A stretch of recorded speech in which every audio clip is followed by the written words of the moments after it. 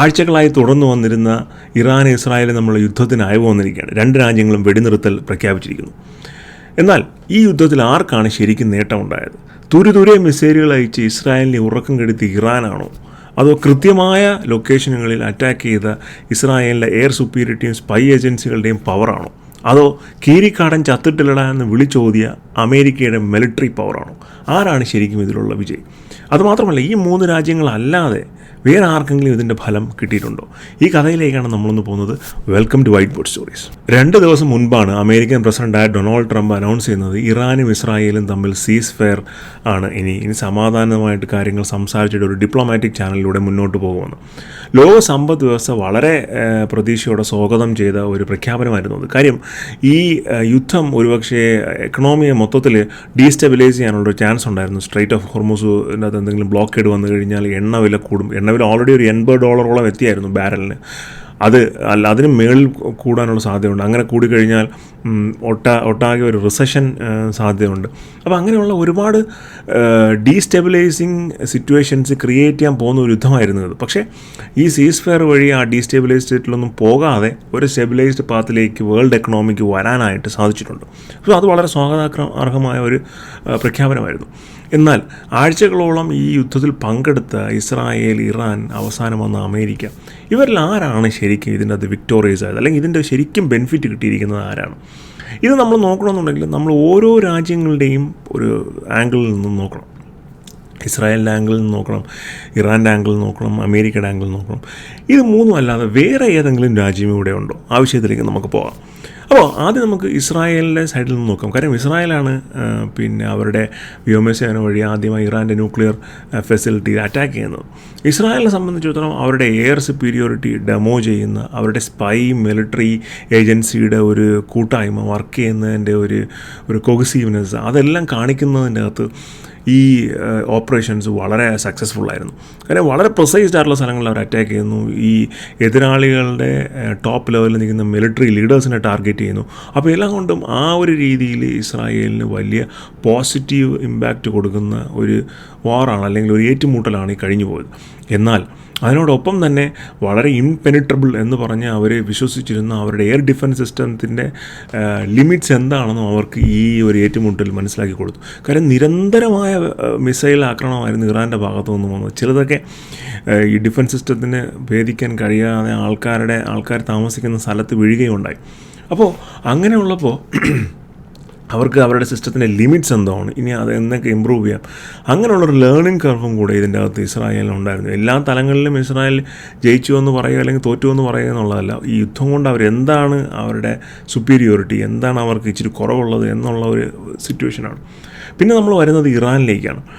Iran ശരിക്കും പറഞ്ഞാൽ പല ആംഗിളുകളിൽ കൂടെ കണ്ട ഒരു യുദ്ധമാണിത്. കാര്യം ഇറാൻ ആദ്യം വന്നപ്പോൾ ഇറാൻ്റെ ട്രസ്റ്റഡ് അലയായ ഹെസ്ബുള്ള ഇതിൻ്റെ അകത്ത് ഇൻവോൾവ് ആയില്ല. അവരിതിൻ്റെ അകത്ത് കംപ്ലീറ്റ്ലി സ്റ്റേ ഓഫ് ചെയ്തു. കാര്യം ഹെസ്ബുള്ളയുടെ മെയിൻ ആൾക്കാരെല്ലാം ഇസ്രായേൽ ഇതിന് മുമ്പേ തന്നെ ടാർഗറ്റ് ചെയ്തിട്ടുണ്ടായിരുന്നു. അപ്പോൾ ഹെസ്ബുള്ള വഴിയുള്ള ഒരു പ്രോക്സി യുദ്ധം ഇറാന് സാധിച്ചിരുന്നില്ല. അപ്പോൾ ഇറാൻ ആദ്യമായിട്ട് ഫുൾ ഫ്ലഡ്ജിനായിട്ട് കുറേ നാൾക്ക് ശേഷം യുദ്ധത്തിൽ ഇറങ്ങുന്ന ഒരു സിറ്റുവേഷൻ ഉണ്ടായിരുന്നു. ഒന്നാമത്തെ കാര്യം, അവരുടെ മിസൈൽ സിസ്റ്റംസ് എല്ലാം വളരെ പെർഫെക്റ്റായിട്ട് വർക്ക് ചെയ്തു എന്ന് അവർക്ക് അഭിമാനിക്കാം. കാര്യം എന്ന് വെച്ചാൽ അവർ ശത്രുവിനെ ലക്ഷ്യമാക്കി വിട്ട മിസൈലുകളെല്ലാം തന്നെ ഇവന്തോ ഇസ്രായേൽ അത് കണ്ടുപിടിച്ച് ഒരു 90% ഓഫ് ദം ടെർമിനേറ്റ് ചെയ്ത് കളഞ്ഞുവെങ്കിലും തുരുതുരെ മിസൈലുകൾ അയച്ച് ഇസ്രായേലിനെ ഉറക്കം കെടുത്തുന്നതിൽ ഇറാൻ വിജയിച്ചു. അതിനൊരു സ്ട്രാറ്റജി ഉണ്ടായിരുന്നു. വേറൊരു വീഡിയോ പറഞ്ഞിട്ടുണ്ടായിരുന്നു, വാർ ഓഫ് അട്രീഷൻ സ്ട്രാറ്റജി എന്ന് പറഞ്ഞാൽ. എന്നാൽ അയക്കുന്ന ഓരോ മിസൈലിനും ഇറാന് $1000 ചിലവാകുന്നതെങ്കിൽ അതിനെ ഇൻ്റർസെപ്റ്റ് ചെയ്ത് ടെർമിനേറ്റ് ചെയ്യാൻ ഇസ്രായേലിന് $10,000 ചിലവാകുമായിരുന്നു. അപ്പോൾ അത്രയുമുള്ളൊരു കോസ്റ്റ്, ഒരു വാർ കോസ്റ്റ് ഇസ്രായേലിൻ്റെ പുറത്ത് കൊണ്ടുവരാനായിട്ട് ഇറാന് സാധിച്ചിട്ടുണ്ടായിരുന്നു. എന്നാൽ അതിനോടൊപ്പം തന്നെ അവർക്ക് മനസ്സിലായി തങ്ങളുടെ വ്യോമസേന എന്ന് പറഞ്ഞൊരു സംവിധാനം കംപ്ലീറ്റ്ലി ഓഫാണ്, അതില്ലാതെ പിടിച്ചു നിൽക്കാൻ സാധിക്കുകയില്ല എന്നുള്ള കാര്യവും അവർക്കൊരു മിലിറ്ററി ആംഗിളിൽ നിന്നും മനസ്സിലായി. അത് അവരെങ്ങനെ കവർ ചെയ്യുമെന്നുള്ള കാര്യം ഇപ്പോഴും സംശയമാണ്. മോസ്റ്റ് പ്രോബബിളി സംഭവിക്കാൻ പോകുന്നത് ചൈനയിൽ നിന്നുള്ള J-35 അല്ലെങ്കിൽ ആ സീരീസിലുള്ള ഏതെങ്കിലും ജെറ്റുകൾ ഇവർ വാങ്ങാനുള്ള സാധ്യതയാണ് വളരെ കൂടുതൽ. കാരണം റഷ്യയുടെ സുഖോയ് 30, സുഖോയ് 57 ഫുൾ ഡെവലപ്ഡ് ആയ ഒരു 5th gen ഫൈറ്റർ ജെറ്റ്സ് അല്ല. അപ്പോൾ ചൈന ഇതിൻ്റെ അകത്ത് വളരെ ആക്റ്റീവ്ലി അത് സെല്ല് ചെയ്യാനായിട്ട് റെഡിയായി നിൽക്കുകയാണ്. അപ്പോൾ അത് അവരൊന്നും ഇറാൻ വാങ്ങാനുള്ള സാധ്യത വളരെയധികമാണ് ഇനി അങ്ങോട്ട് പോകുന്നതോറും. അപ്പോൾ അങ്ങനെയാണ് ഇറാൻ്റെ ഒരു സൈഡ്. പക്ഷേ ഇറാൻ മനസ്സിലാക്കേണ്ടത്, ഇറാനിൽ അവിടുത്തെ അയത്തുള്ള ഖമേനിയുടെ സർക്കാർ ഏതാണ്ട് അതിൻ്റെ ഒരു ലാസ്റ്റ് സ്റ്റേജിലാണ്. കാരണം അയത്തുള്ള ഖമേനിക്ക് 86 വയസ്സായി.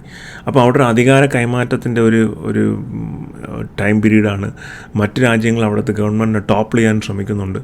പിന്നെ അത് മാത്രമല്ല, അത്തരം സംഭവങ്ങൾ വരുമ്പോൾ അവിടെ ഒരു സോഷ്യൽ റിവോൾട്ട്, ഒരു അപ്രൈസിങ് വരാനുള്ള സാധ്യതയുണ്ട്. അപ്പോൾ ഇതെല്ലാം ഇറാൻ്റെ മുന്നിലുള്ള ചലഞ്ചസാണ്. ഈ ചലഞ്ചസൊക്കെ അവരെങ്ങനെ സോൾവ് ചെയ്യും എന്നുള്ളതാണ് ഇനി കാത്തിരുന്ന് കാണേണ്ടത്. ഇറാൻ്റെ മിഡിൽ ഈസ്റ്റിലുള്ള പ്രസൻസിനെ ഡിഫൈൻ ചെയ്യുന്ന നാളുകളായിരിക്കും ഇനി ശരിക്കും വരാൻ പോകുന്നു. അവരുടെ ന്യൂക്ലിയർ ഫെസിലിറ്റീസിന് കിട്ടിയ കനത്ത തിരിച്ചടി അവർക്ക് വലിയ ഒരു ബാക്ക്ലാഷ് തന്നെയാണ്. പക്ഷേ അതിലോട്ട് ഫോക്കസ് ചെയ്യാതെ അവരവരുടെ ഇൻറ്റേർണലി ഉള്ള പ്രോബ്ലംസിലോട്ട് ഫോക്കസ് ചെയ്താൽ കുറച്ചും കൂടെ ബെറ്ററായിട്ട് അവർക്ക് ഡെവലപ്മെൻറ്റ് പാതയിലേക്ക് വരാനായിട്ട് സാധിക്കും. പക്ഷേ എങ്ങനെയായിരിക്കും അവിടുത്തെ ഒരു പൊളിറ്റിക്കൽ സിറ്റുവേഷൻ മാറുന്നത് എന്നുള്ളതിന് ഡിപ്പെൻഡ് ആയിരിക്കും ബാക്കിയുള്ള എല്ലാ കാര്യങ്ങളും. കാരണം ഈ യുദ്ധം അവിടുത്തെ പൊളിറ്റിക്കൽ സിറ്റുവേഷനെ മാറ്റാനുള്ള ഒരു ആക്സലറേറ്റിംഗ് ഏജൻ്റായിട്ട് വർക്ക് ചെയ്യാനുള്ള സാധ്യത വളരെ കൂടുതലാണ്. പിന്നൊന്ന്, ഞാൻ നേരത്തെ പറഞ്ഞ പോലെ കീരിക്കാടൻ ചത്തിട്ടില്ലട എന്ന് പറഞ്ഞ അമേരിക്കയാണ്. കാര്യം അമേരിക്കയുടെ ഇതിന് മുമ്പ് മിഡിൽ ഈസ്റ്റിലുള്ള ഒരു പിക്ചർ എന്ന് പറഞ്ഞു കഴിഞ്ഞാൽ അഫ്ഗാനിസ്ഥാനിൽ നിന്നുള്ള പിന്മാറ്റമാണ്. അഫ്ഗാനിസ്ഥാൻ ഒരു പ്രോപ്പർ മിഡിൽ ഈസ്റ്റ് രാജ്യമല്ല, പക്ഷേ എന്നാലും ആ സോണിൽ വരുന്ന രാജ്യമായതുകൊണ്ട് അവിടെ നിന്നുള്ള പിന്മാറ്റമാണ്. ഈ പ്ലെയിനിൽ നിന്നും ആൾക്കാർ വീഴുന്നതും പ്ലെയിനിലേക്ക് ഓടിക്കയറാൻ ശ്രമിക്കുന്നതും വളരെ ഒരു മാനക്കേടുണ്ടാക്കുന്ന രീതിയിലായിരുന്നു അമേരിക്ക അവിടെ നിന്ന് പിന്മാറിയത്. 3 ദിവസം കൊണ്ടോ മറ്റാണ് അവർ പിന്മാറിയത്. ആ സമയം കൊണ്ട് താലിബാൻ കാബൂൾ വരെയുള്ള ഏരിയാസ് പിടിച്ചടക്കി അവരുടെ മിലിറ്ററി കംപ്ലീറ്റ് പവറും ടേക്ക് ഓവർ ചെയ്തു. അപ്പോൾ അങ്ങനെയുള്ളൊരു സാഹചര്യത്തിൽ അമേരിക്കയ്ക്ക് അവിടെയുള്ളൊരു ഇമേജ് കുറച്ച് ഇടിയുന്ന ഒരു സാഹചര്യത്തിലായിരുന്നു. പക്ഷേ എന്നാൽ ഈ ഒറ്റ ആക്ഷനിലൂടെ, ഈ B-2 ബോംബേഴ്സിനെ ഡിപ്ലോയ് ചെയ്യുന്നതിലൂടെ ഡൊണാൾഡ് ട്രംപ് എന്ന് പറയുന്ന അമേരിക്കൻ പ്രസിഡൻറ്റ് കളിയിൽ അവസാനം 6 അടിച്ച് കളി ജയിപ്പിക്കുന്ന ചില കളിക്കാരെ പോലെയായി. കാര്യം എന്ന് വെച്ചാൽ ഇപ്പോൾ അമേരിക്ക മൊത്തത്തിലെ മിഡിൽ ഈസ്റ്റും ബാക്കിയുള്ള യൂറോപ്യൻ യൂണിയൻസിൻ്റെ എല്ലാ ഇടയിലും ഭയങ്കരമായ റെസ്പെക്റ്റോടുകൂടി കാണുന്നൊരു സിറ്റുവേഷൻ വന്നു. അതിന് എക്സാമ്പിളായിട്ട് 1-2 കാര്യങ്ങളുണ്ട്. ഒന്ന്, നാറ്റോയുടെ ഡിഫൻസ് ബഡ്ജറ്റ് സ്പെൻഡ് ഓരോ രാജ്യത്തിൻ്റെയും GDPയിലെ 5% ട്രംപിൻ്റെ ആവശ്യം. അവരത് നെഗോഷിയേറ്റ് ചെയ്യുക പറ്റത്തില്ല എന്നൊക്കെ പറയുമായിരുന്നു. പക്ഷേ ഇപ്പോൾ അവരത് 3.5% ആയിട്ട് ഇൻക്രീസ് ചെയ്തു. നേരത്തെ 2% ആയിരുന്നു, 3.5% ഇൻക്രീസ് ചെയ്തു. 5% എത്തിയില്ലെങ്കിലും ഹാഫ് മുന്നോട്ട് പോകാനായിട്ട് അവർ റെഡിയായി. അങ്ങനെയുള്ള ഒരുപാട് ആക്ഷൻസ് ഈ ഇറാൻ ഇസ്രായേൽ കോൺഫ്ലിക്റ്റ് സോൾവ് ചെയ്യാനായിട്ട് റഷ്യ റെഡിയാണെന്ന് പറഞ്ഞു, ചൈന റെഡിയാണെന്ന് പറഞ്ഞു. അപ്പോൾ ട്രംപ് പറഞ്ഞത് എനിക്ക് നിങ്ങൾ ആരെയും സഹായം വേണ്ട, അമേരിക്കയ്ക്ക് ഈ പരിപാടി ഒറ്റയ്ക്ക് നോക്കാൻ അറിയാമെന്ന്. അപ്പോൾ ഈ വേൾഡ് പോലീസ് എന്നുള്ള ആ ഒരു സ്ഥാനം സിമ്മൻ്റ് ചെയ്ത് ഉറപ്പിക്കുകയായിരുന്നു. അത് ശരിക്കും പറഞ്ഞാൽ പുട്ടിനും ഷീ ജിൻപിങ്ങിനും എല്ലാം വലിയ തിരിച്ചടിയാണ്. കാരണം അവരുടെ ഒരു ഐഡിയ എന്ന് പറഞ്ഞു കഴിഞ്ഞാൽ അമേരിക്കയുടെ അത്രയും ഉള്ളൊരു ഗ്ലോബൽ പൊസിഷനിലേക്ക് അവർ രാജ്യങ്ങളെ കൊണ്ടുവരിക എന്നുള്ളതാണ്. അതിനുള്ള എല്ലാ ശ്രമങ്ങളും ഇതോടുകൂടി അമേരിക്ക മുളയിലെ നുള്ളിക്കളഞ്ഞു എന്ന് വേണമെങ്കിൽ പറയാം. കാര്യം ഇപ്പം ആ രാജ്യങ്ങൾക്കൊന്നും ഒരു ലാർജർ സ്റ്റാൻഡ് പോയിൻ്റ് ഇല്ല, ഒരു പോലീസിങ് സ്റ്റാൻഡ് പോയിൻ്റ് ഇല്ല. അമേരിക്ക ഒറ്റയ്ക്ക് വരുന്നു, എല്ലാ കാര്യങ്ങളും ഡിസൈഡ് ചെയ്യുന്നു, സോൾവ് ചെയ്യുന്നു. ആ ഒരു ആംഗിളിലാണ് ഇപ്പോൾ നിൽക്കുന്നത്. അപ്പോൾ ഇങ്ങനെ ഇറാനും ഇസ്രായേലും അമേരിക്കയും ഓരോരുത്തരും ഓരോ ഏരിയയിലും ബെനിഫിറ്റ് നിൽക്കുവാണ്. ഇവർ 3 പേരിൽ ഏറ്റവും ബെനിഫിറ്റ് ഉണ്ടായത് ആർക്കാണ് എന്ന് ചോദിച്ചാൽ അമേരിക്കയ്ക്ക് തന്നെയാണ്. കാര്യം അവരുടെ പൊസിഷൻ അവർ വളരെ കൃത്യമായി സിമെൻ്റ് ചെയ്ത് ഉറപ്പിച്ചു എന്നുള്ളതാണ്. അത് ഈ 3 രാജ്യങ്ങളുടെയും കാര്യത്തിൽ മാത്രം. എന്നാൽ ഈ എൻ്റയർ കോൺഫ്ലിക്റ്റിൽ ഏറ്റവും കൂടുതൽ ബെനിഫിറ്റ് ആയത് ഇവർ 3 പേരും അല്ല, അത് സൗദി അറേബ്യയാണ്. കാരണം സൗദി അറേബ്യയുടെ പ്രിൻസായ മുഹമ്മദ് ബിൻ സൽമാൻ, എനിക്ക് തോന്നുന്നു അദ്ദേഹം ഈ മിഡിൽ ഈസ്റ്റ് രാജ്യങ്ങളിലെ ഏറ്റവും എഫിഷ്യൻ്റായ റൂളറാണ് എന്നെനിക്ക് പലപ്പോഴും തോന്നിയിട്ടുണ്ട്. കാര്യം അദ്ദേഹത്തിൻ്റെ റിലേഷൻഷിപ്പ് പല രാജ്യങ്ങളുമായിട്ട്, ഇപ്പം നമ്മുടെ ഇന്ത്യയുമായിട്ടാണെങ്കിൽ നരേന്ദ്രമോദിയായിട്ടുള്ള വളരെ ക്ലോസ് ആയിട്ടുള്ള റിലേഷൻഷിപ്പ്, അതുപോലെ തന്നെ അമേരിക്കൻ പ്രസിഡൻറ്റ്, യൂറോപ്പിലെ ലീഡേഴ്സ്, അങ്ങനെ ഈ ഈസ്റ്റ് വെസ്റ്റ് സ്ഥലങ്ങളിലുള്ള ലീഡേഴ്സ്, ചൈനയുടെ പ്രസിഡൻറ്റ്, അവരുടെ എല്ലാം നടുക്ക് കൃത്യമായ ഒരു പവർ സെൻറ്ററായി സൗദി അറേബ്യ കൊണ്ടുവരാനായിട്ട് മുഹമ്മദ് ബിൻ സൽമാന് സാധിച്ചിട്ടുണ്ട്. കുറച്ച് നാളുകൾക്ക് മുമ്പാണ് ചൈനീസ് ഇടപെടലിലൂടെ ഇറാനുമായിട്ട് ഒരു ചർച്ചയ്ക്ക് തയ്യാറായതും ഇറാനുമായിട്ടൊരു ഡിപ്ലോമാറ്റിക് ചാനൽ അവർ ഓപ്പൺ ചെയ്തതും. ഈ ആക്രമണം നടന്ന ഉടനെ ഇറാൻ ആദ്യം സഹായം അഭ്യർത്ഥിച്ചത് സൗദി അറേബ്യയോടാണ്. ഇതിനൊരു സീസ് ഫയർ വേണം, നമുക്ക് കണ്ടിന്യൂ ചെയ്യാൻ സാധിക്കില്ല എന്ന് ഇറാൻ അഭ്യർത്ഥിച്ചത് സൗദി അറേബ്യയോടാണ്. സൗദി അറേബ്യയാണ് പിന്നീട് US ടോക്സും മറ്റുമൊക്കെ കണ്ടിന്യൂ ചെയ്തതും ഒരു സീസ് ഫെയറിൻ്റെ നെഗോഷിയേഷൻസ് ഒക്കെ നടത്തിയത്. സോ മിഡിൽ ഈസ്റ്റിലെ വലിയൊരു പവർ ബ്രോക്കറായിട്ട് സൗദി അറേബ്യ മാറുന്നു എന്നുള്ളൊരു കാഴ്ചയാണ് നമ്മൾ കാണേണ്ടത്. അത് മാത്രമല്ല, മുഹമ്മദ് ബിൻ സൽമാൻ്റെ വേറെ പല ആക്ഷൻസും അദ്ദേഹം ട്രഡീഷണലി ഫോളോ ചെയ്തിരുന്ന പല റൂളുകളും മാറ്റി സമൂഹത്തിനെ വളരെ മുന്നോട്ട് കൊണ്ടുപോകാനുള്ള ആക്ഷൻസ് ഒരുപാട് എടുത്തിട്ടുണ്ട്. ഫോർ എക്സാമ്പിൾ, സൗദിയിലിപ്പോൾ സ്ത്രീകൾക്ക് ഏത് ജോലിയിലും, എഡ്യൂക്കേറ്റഡുള്ള സ്ത്രീകൾക്ക് ഏത് ജോലിയിലും വർക്ക് ചെയ്യാമെന്നുള്ളൊരു റൂൾ കൊണ്ടുവന്നു. അദ്ദേഹത്തിൻ്റെ തിങ്കിങ് തന്നെ എന്താണെന്ന് പറഞ്ഞാൽ ഓയിൽ റവന്യൂവിൽ നിന്നും മാറി ഒരു ടൂറിസം ആൻഡ് IT ഹബ്ബായിട്ട് സൗദി അറേബ്യ മാറുക, പ്രത്യേകിച്ച് ദുബായ് പോലുള്ള സ്ഥലങ്ങൾ മാറുക എന്നുള്ള ഒരു ഐഡിയയിലേക്ക് അദ്ദേഹം വരുന്നു. ഈ AI ആർട്ടിഫിഷ്യൽ ഇൻ്റലിജൻസിൻ്റെ വലിയ ഹബ്ബുകൾ സൗദി അറേബ്യയിൽ ഓപ്പൺ ചെയ്യാനായിട്ട് അദ്ദേഹം വലിയ ഇൻവെസ്റ്റ്മെൻറ്റ് ടീമുകളെ അപ്രോച്ച് ചെയ്യുന്നു.